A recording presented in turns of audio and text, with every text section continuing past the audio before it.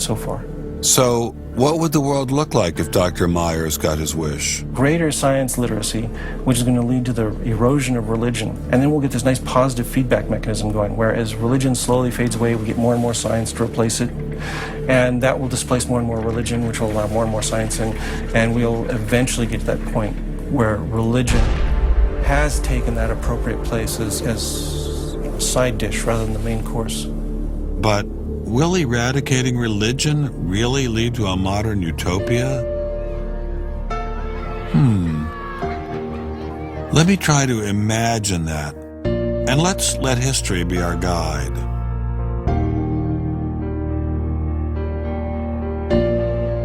In part, I think Matthew Arnold put his hands on it when he spoke about the withdrawal of faith. There is a connection between a society that has at least a minimal commitment to certain kinds of transcendental values and what human beings permit themselves to do one to the other. That got me thinking, what other societies have used Darwinism to trump all other authorities, including religion? As a Jew, my mind leapt to one regime in particular. The connection between Hitler and Darwin is, of course, historically a difficult connection because they were separated by a good many years. One was English, one was German. Nonetheless, if you open Mein Kampf and read it, especially if you can read it in German, the correspondence between Darwinian ideas and Nazi ideas just leaps from the page. Of course, you have to add every historical caution. Not everyone who read Darwin became a Nazi. Obviously not. No one is making that case. Darwinism is not a sufficient condition for a phenomenon like Nazism, but I think it's certainly a necessary one. This was a connection I had to explore personally.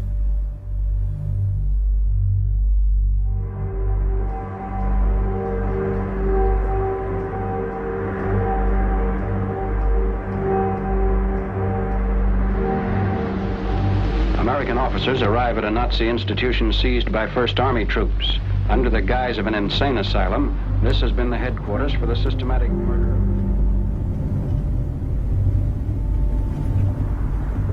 So what is this place? During Second World War, 15,000 people were killed here. Why were they killed? They were killed because they were people with handicaps. Why kill them? What's the point of killing them? People who were not able to work, people who were not able to live by themselves, that they were useless eaters. Useless eaters. And life unworthy of living. This idea grew up in the 20s. So long before National Socialism, biologists, anthropologists, they thought that maybe mankind could, or the government could interfere into the growth of the population. I see. And they had the utopia that they would have a society without illness and without handicap. Alles Lebensschwache geht in der Natur unfehlbar zugrunde. Wir Menschen haben gegen dieses Gesetz der natürlichen Auslese in den letzten Jahrzehnten furchtbar gesündigt. Wir haben unwertes Leben nicht nur erhalten, wir haben ihm auch Vermehrung gewährt. Die Nachkommen dieser Kranken sahen so aus, die tiefer stehen als jedes Tier. So this was a Darwinian concept? Yes.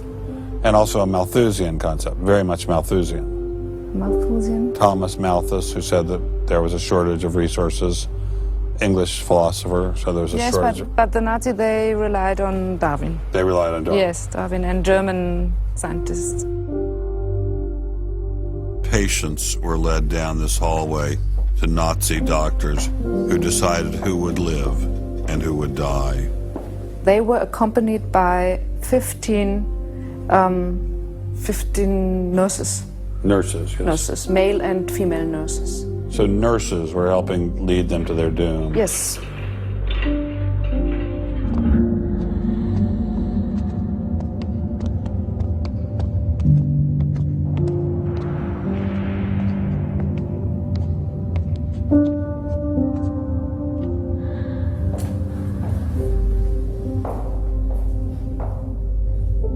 So were the prisoners told they were taking a shower? Yes, they were taking a shower, and here was 1 or 2 showers. So how many people were brought into this room? 60 to 70.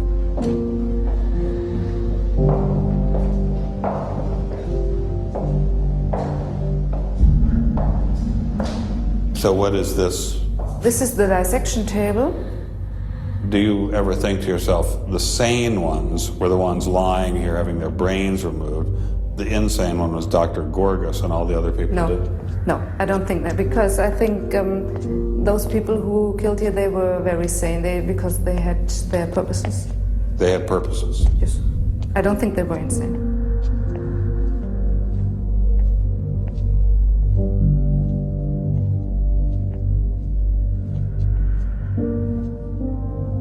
They had 2 crematory ovens, I see. and they killed about 70 people A day. So a day. So they had. That's barely enough And time. they only killed from Monday to Friday. So. Because the people who were doing the killing needed to have the weekend off. If you met Dr. Gorgas today, what would you say to him? I don't know. I don't think that it's my role to tell him something. It's difficult to describe how it felt to walk through such a haunting place, to know that these cold stone and tile walls were the last things the victims of Hadamar ever saw. I wanted to explore this connection further, so I met with the author of From Darwin to Hitler, Dr. Richard Weikart. Hitler and many of the physicians that carried out this program were very fanatical Darwinists, and particularly they wanted to apply Darwinism to society. Was wir uns unter der deutschen Jugend der Zukunft wünschen, ist etwas anderes, als was die Vergangenheit sich gewünscht hat. Wir müssen einen neuen Menschen, auf das unser Volk nicht an den typischen Degenerationserscheinungen dieser neuen Zeit runter geht. Many of these people in the 19-teens, 1920s, who were putting forward some of these ideas about racism were considered the leading scientists. These were Darwinists who were taken seriously by fellow academics. It's not to say that all academics believed it. These leading academics, were there any of them who were Americans? There were plenty of Americans who were saying similar kinds of things. Not only were Americans saying such things, they were pioneers in this fledgling science known as eugenics.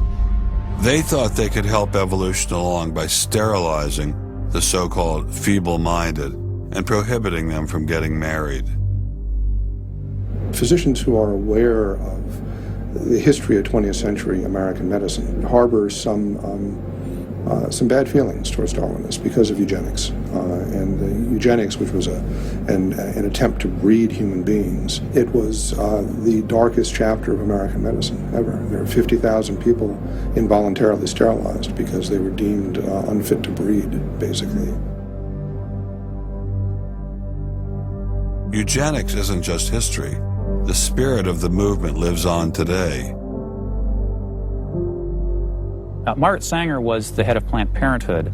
She was a very fanatical in her promotion of eugenics. In fact, Planned Parenthood was all about birth control for the impoverished and lower classes to try to help improve the species.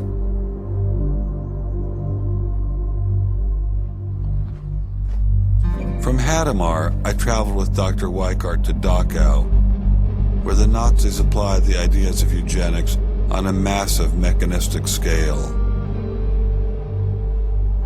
When it was a fully functioning concentration camp, and what was the purpose of it? I mean, part of it was to repress political enemies. What was the rest of the purpose? Well, beyond the repression of the political enemies, which was its purpose at the very beginning, then later on it transformed into repressing racial enemies. And sometimes those categories overlapped because sometimes they thought that these people were political enemies because they were inferior biologically. The war itself was part of the Darwinian struggle for existence for Hitler. And he saw the extermination of the Jews as one of those fronts to this warfare going on as this Darwinian struggle for existence. Would you say that Hitler was insane? No, I wouldn't say he was insane. I think he had imbibed some very, very wrong ideas. And in fact, I think he took the logic of them in certain ways that brought him to take very radical solutions for them. Would you say he was evil? Oh, I'd definitely say he was evil. Is there such a thing as evil? Oh, I think there is. And is there such a thing as good? Oh, definitely. And evil can sometimes be rationalized as science. Oh, sure. And evil can sometimes be rational. When it's rationalized as science, and I think when it's rationalized in this particular way, I think Hitler thought he was doing good. He thought he was doing good. Oh, I think so. He thought he was benefiting. He thought he was benefiting humanity by driving evolution forward and creating a better humanity.